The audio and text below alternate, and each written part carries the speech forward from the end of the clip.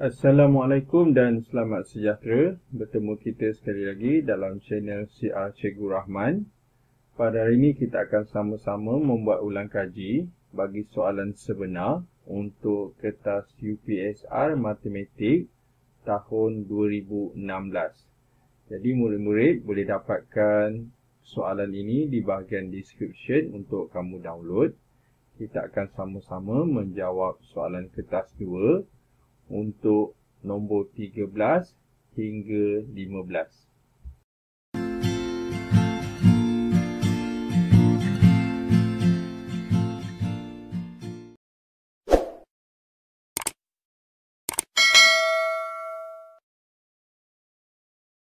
Rajah 13 menunjukkan wang simpanan Rania. Jadi dekat ayat penyata ni, kata kuncinya ialah wang simpanan Rania. Kita tengok gambar rajah pula, iaitu jadi kita keluarkan dahulu nilai dia. 100 ada dua keping, jadi dia 200. Kita boleh tulis RM200. RM 200. Kemudian ada 50 dan 10, kita boleh tulis RM60. Dan 5 dan 1 kita jadikan RM6. Jadi kita boleh tulis jumlahnya iaitu RM266. Sekarang kita tengok soalan. Hitung jumlah wang simpanan Rania. Kata kuncinya ialah jumlah wang simpanan Rania. Jadi cikgu dah tunjuk kat sini secara kasar.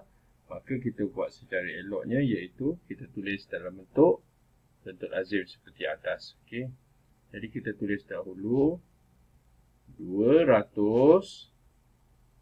kemudian RM60, dan yang ketiga RM6. Dan kita tambahkan. Jadi kita dapat, ini pada sikit telajak, kita dapat sifar tambah 6, 6. Ini 6 dan seterusnya 2. Maka wang simpanan Rania ialah RM266. Jadi, baiklah, kalau ditanya apa beza atas dengan bawah cikgu? Okey, jadi atas ni ialah cikgu keluarkan maklumatnya. Yang bawah ni pula ialah kehendak soalan, maka kita buat lebih detail di bawah. Yang atas pun tak salah untuk kita buat. Okey. Okay, seterusnya soalan B. Pilih 3 item berlainan. Jadi sambil kita baca, sambil kita fahamkan soalan. 3 item berlainan yang boleh dibeli oleh Rania dengan menggunakan wang simpanannya dan menerima baki paling rendah. Bila ditanya baki paling rendah, maksudnya nilai barang itu mestilah mahal. Okey. Jadi tetapi tidak boleh melebihi RM266. Jadi kita akan pilih 3 jenis barang. Jadi cara dia cikgu cadangkan kita pilih barang yang 3 yang terbesar lah atau termahal. Jadi kat sini 185, kemudian 146. Okey, kemudian dikata situ, hitung jumlah barangan yang boleh dibeli dan baki yang diterima. Okey, jadi soalan ni juga dia nak baki. Okey. Kemudian kita pilih satu lagi, tapi sebelum tu kita tambah dahulu. Kita dapat berapa nilai dia? 185, 146. Okey. Kita tambah. RM 185 dan RM 146. Kita cuba jaya Jadi kita tengok nilai mana yang kita dapat sebelum melepasi 266. Jadi 5 tambah 6, 11. 8 tambah 5, 13. Kemudian dapat 331. Okey, maka kita tak sesuai untuk nak gunakan dua barang ni. Kerana apa? Kerana wangnya sudah melebihi wang simpanannya. Jumlah itu sudah melebihi RM266. Jadi kita kena tukar, maka kita boleh tukar mana? Okey, kita buang ni, kita cuba pula yang lain. Kita ambil 185 99 pula. Okey, 99 dan RM9. Okey, cuba kita tambah. Jadi untuk soalan macam ni kita kena cuba jaya kelas, maksudnya kita kena cuba satu persatu. Jadi kita ulang balik 185 99 dan RM9.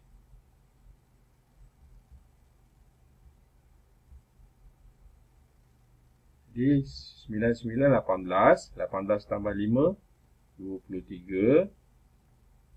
Kemudian 9 tambah 8 17, tambah 2 19. Kemudian RM2.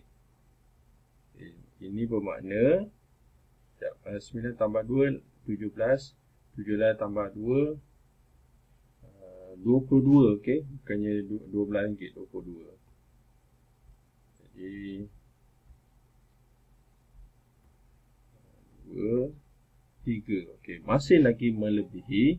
Kita tak boleh nak beli 2 barang ni, 3 barang ni. Soalan nak dia beli 3 barang, jadi kita tak boleh gunakan ni. Jadi kita padam lagi sekali. Okay, jadi macam mana? Kita ambil 185, kita ambil 9, tak boleh, maka tak sesuai untuk kita pilih baju. Kita cuba lain pula. 146, 99 dan 9. Cuba Jadi kita akan cuba 146. Kemudian ni boleh ni. 256 tambah 9. Cuba ni lah. Okay. 146, 110 dan RM9. RM 146, RM 110 dan RM9. Cuba kita tambah. Jadi 6 tambah 9 15. Kemudian 6 dan 2. Okay, jadi kita dapat RM260. Sedangkan wang yang dia ada ialah 266. Maka cukup. Jadi inilah dia barang yang boleh dibeli. Okay, jadi inilah dia jumlah barang 266. Dan baki yang diterima ialah, okay, jadi 2 ni kita tak boleh pakai. Maka kita akan padam kelas. Jangan kita tulis. Kita cuba jaya. Bila kita cuba jaya, kita padam ni. Nanti cikgu ingatkan kita jawab yang ni. Okay, jadi kita padam. Okay, seterusnya ni pun kita padam. Ini bermakna kita buat apa pula? Kita akan tolakkan daripada wang simpanannya. Apa kita buat? Kita buat RM 266 tolak RM 265. So kita tolakkan ini RM1. Sifar-sifar, okey. Jadi inilah yang RM1 ni. Jadi kita tulis tu baki bersamaan RM1 ataupun RM1 sebenarnya. Jadi kita dah menjawab soalan ke-12 B. So bukan 12, 13. Okay, seterusnya 14. Jadual 14 menunjukkan barangan yang dibeli oleh Encik Azim di sebuah pasar raya. Jadi kata kuncinya ialah barangan dibeli oleh Encik Azim di pasar raya. Kemudian ini barangan dia. Jadi kita perlu keluarkan maklumat yang diberi. Jadi kita tengok sini gula 1 kilo, 16 paket dibeli. Kemudian tepung 45 kg. Jadi cikgu tulis kepada gram lebih mudah. Kalau 45 ialah 800 gram. Jadi tulis 800 gram. Okay, yang ni boleh kita nak tulis 1000 atau 10,000. 1000 gram ataupun 1 kg. Okey, yang ni yang maksud cikgu 10,000. Okay, sifar 0.5 kg ni ialah 500 gram. Okay, dia beli 8, beras pula 4 paket, manakala tepung 10 paket.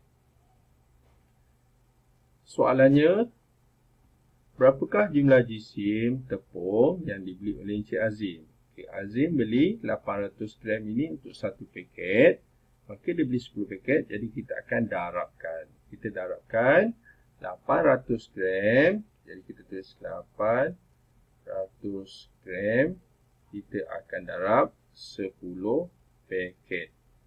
Okay. Jadi untuk soalan macam ni, kalau darab 10 tak ada masalah, kita boleh buat 8 darab 1 saja. Kita dapat 8, kemudian kita tulis 1, 2, 3 sifar. Dan unitnya ialah gram. Kerana ni masih G. Dan soalan ni tak nak kita nyatakan unit apa, jadi kita terima sebagai jawapannya 8000 gram. Okay, seterusnya soalan B. Encik Azim menyumbang semua barang yang dibeli kepada 4 buah keluarga secara sama banyak. Okay, jadi kata kunci kat sini sama banyak kepada 4 keluarga. Kemudian lengkapkan carta palang. Jadi lengkapkan carta palang mewakili jisim setiap barangan yang disumbangkan kepada setiap keluarga. Jadi kita tengok kat sini, gula 4 ni 4 apa kita tengok. 4 apa tengok. 4 kg. Okey, maksudnya gula dia bagi 4 kg lah. Okay, kita tengok gula dia ada berapa? Dia ada 1 kg, jadi dia 16 kuantiti, maka kita boleh keluarkan kat sini 16 kali 1, kita dapat 16 darab 1 kg, kita dapat 16 kg lah. Okay. Jadi dia bahagikan dengan 4, sebab itulah dia dapat tadi nilai tadi, iaitu 4 kg untuk satu keluarga. Okay, ni 4 kg Okay, jadi kita tengok pula tepung. Jadi cara dia kita dapatkan jumlah semua kali tepung tadi, kita dah kira 8000, iaitu 10 ni kita darabkan dengan 800, kita dapat 8000 gram. Jadi kita akan bahagi 4, kita akan dapat sebagai 2000. 2000 ni lah 2000 gram. Jadi 2000 gram kita tukarkan kepada kg, kita dapat 2 kg. Jadi kita, awak kena guna pembaris, okey kelas. So cikgu gunakan PDF, cikgu tak dapat nak lukis dengan elok. So ini 2 kg. Okey, seterusnya beras. Okay, kita tengok beras. Beras ada 10 kg, ada 4 paket. Jadi bila kita darab, kita dapat 40 kg lah. Jadi 40 kg kita akan bahagikan dengan 4. Kita dapat satu keluarga dapat 10 kg. Jadi kita ambil jadual tadi, kita ambil 10 kg. Ya, ini besar sikit. Okay, sampai atas, okey. Macam cikgu cakap tadi, kita kena guna pembaris Sekejap cikgu nak tengok boleh tak kalau cikgu. Oh, ni line boleh Sekejap cikgu try Boleh tak? Oh, okey, sekejap cikgu tekan. Cikgu rasa boleh.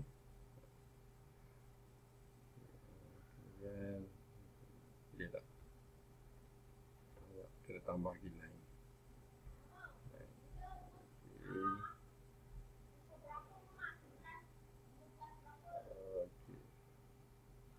Tambah lagi.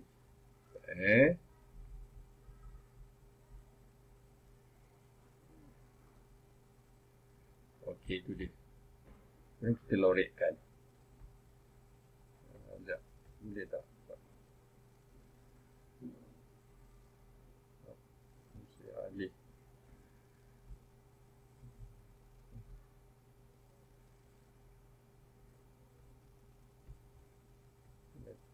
Kena buat satu-satu.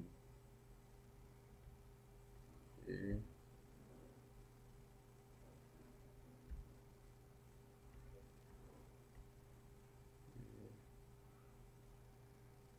Tak boleh. Jadi macam itulah kelas kita buat satu-satu macam ni.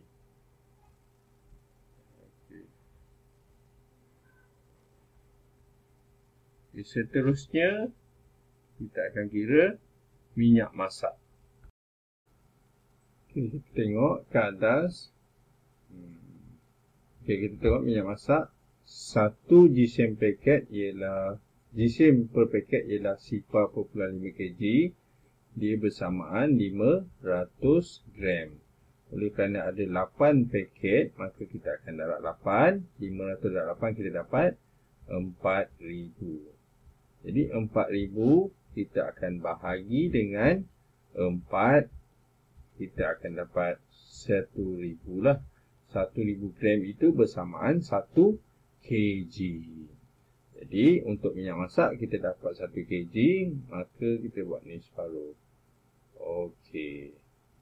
Inilah dia graf yang kita dapat sediakan untuk kita lengkapkan untuk untuk Encik Azim menyumbang barang ni semua, lengkapkan carta pandang bagi setiap barangan yang disumbangkan. Okey. Untuk setiap keluarga. Okey, seterusnya soalan 15. Kita baca soalan dahulu. Rajah 15 menunjukkan sebuah bangunan kediaman bertingkat. Setiap tingkat mempunyai ketinggian yang sama. Okey, jadi ini ialah ayat penyata, yang mana ayat penyata tu dia kata ketinggiannya sama. Okey. Jadi kita teruskan dengan gambar ni. 24 meter ni ketinggian untuk berapa tingkat? Memang ditulis 5 tingkat, jadi termasuk juga dengan tingkat bawah. Jadi dia sebenarnya dia ada 1, 2, 3, 4, 5, 6. Dia ada 6 tingkat termasuk tingkat bawah. Okey.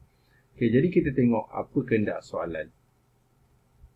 Hitung tinggi dalam meter. Hitung tinggi dalam meter setiap tingkat. Okey, kita tengok dekat sebelah ni 24 meter ni ketinggian untuk keseluruhan. Maka apa kita boleh buat? Kita akan buat 24 meter. Kita akan bahagikan dengan 6 aras. Okey, 6 tingkat. Jadi kita dapat berapa kali 6 dapat 24? Kita dapat 4. Jadi dia 24. So kita tolak, selesai. Ini bermakna setiap tingkat mempunyai ketinggian 4 meter.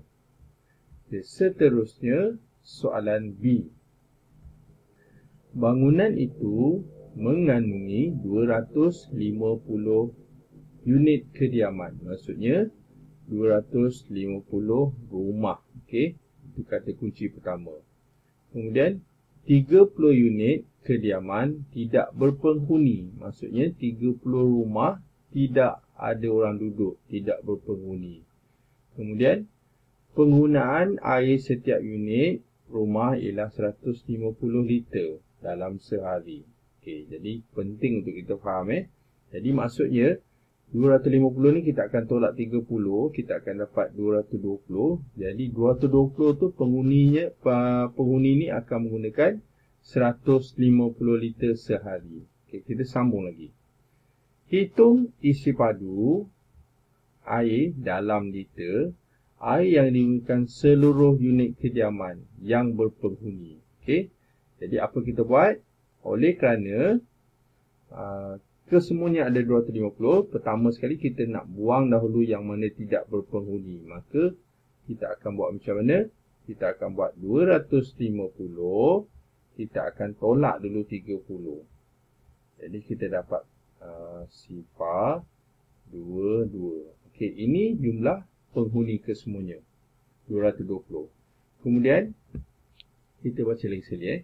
Hitung isi padu air dalam liter air yang digunakan oleh seluruh kediaman yang berpenghuni dalam sehari. Okey, dekat atas ni dia bagi tahu dah 150 liter sehari. Oleh kerana ada 220 penghuni, maka kita akan buat ayatnya ialah 220 akan didarabkan dengan 150 liter.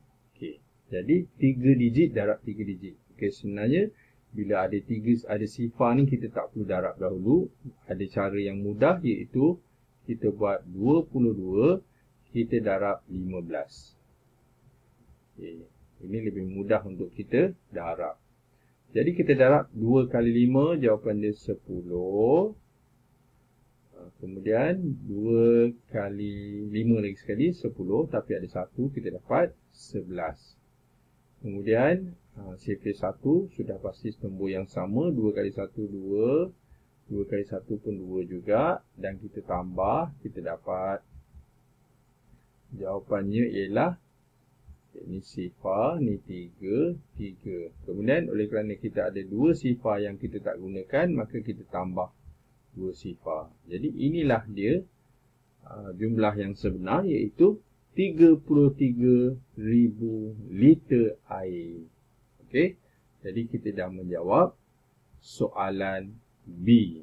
Maka dengan itu kertas soalan pun dah tamat. Maka kita sudah selesai menjawab kertas untuk tahun 2016. Maka dengan itu tamatlah sudah latihan kita pada hari ini untuk kertas UPSR Matematik 2016 untuk nombor 13 hingga 15. Yang baik itu daripada Allah Subhanahu Wa Taala, manakala yang tak baik itu adalah daripada kelemahan dan juga kekurangan cikgu sendiri, dan cikgu minta maaf. Jadi sekian daripada cikgu. Terima kasih dan jumpa lagi.